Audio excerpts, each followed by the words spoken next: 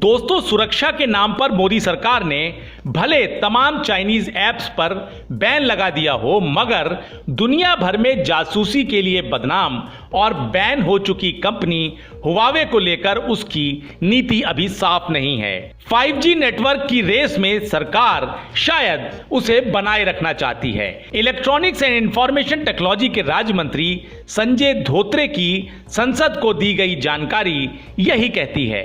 धोत्रे ने संसद में एक सवाल के लिखित जवाब में कहा है कि 5G नेटवर्क इंफ्रास्ट्रक्चर के कॉन्ट्रैक्ट से चीनी कंपनियों हुआवे टेक्नोलॉजी और ZTE को अलग रखने का फिलहाल कोई प्लान नहीं है। मंत्रालय के इस बयान से टेलीकॉम कंपनियों की चिंताएं और बढ़ गई हैं। अभी सरकार ने कोई फैसला नहीं लिया है और बाद में उन्हें बैन करने का निर्णय होता है तो फिर टेलीकॉम कंपनियों को परेशानी होगी।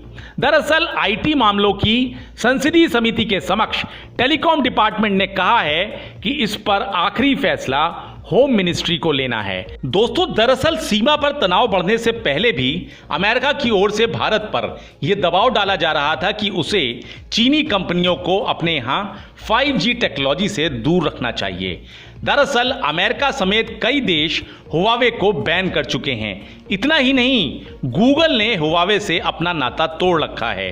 अमेरिका का आरोप है कि चीनी कंपनियां तकनीक का इस्तेमाल जासूसी के लिए कर रही हैं। हालांकि तमाम चीनी ऐप्स को बैन करने के बाद भी ना तो टेलीकॉम डिपार्टमेंट और ना ही किसी अन्य सरकारी विभाग ने चीनी कंपनियों से टेलीकॉम उपकरण लेने को लेकर अपनी नीति स्पष्ट की है। टेलीकॉम कंपनियों का कहना है कि यदि सरकार उन्हें अपनी राय स्पष्ट कर दे तो वो चीनी कंपनियों के साथ मिलकर काम करने के अपने एप्लीकेशंस को वापस ले सकती हैं। लेकिन कोई स्पष्ट नीति ना देखते हुए टेलीकॉम फर्म्स ने चीनी कंपनियों के साथ आगे बढ़ने का ही फैसला लिया है। बिजनेस स्टैंडर्ड ने अपनी एक रिपोर्ट में दावा किया है कि एयरटेल और रिलायंस जियो ने बेंगलुरु में 5G इंफ्रास्ट्रक्चर के लिए हुआवे के साथ करार किया है। इसके अलावा वोडाफोन आइडिया ने दिल्ली सर्कल के लिए हुआवे के साथ ऐसा ही करार कर रखा है, जबकि एक अन्य चीनी कंपनी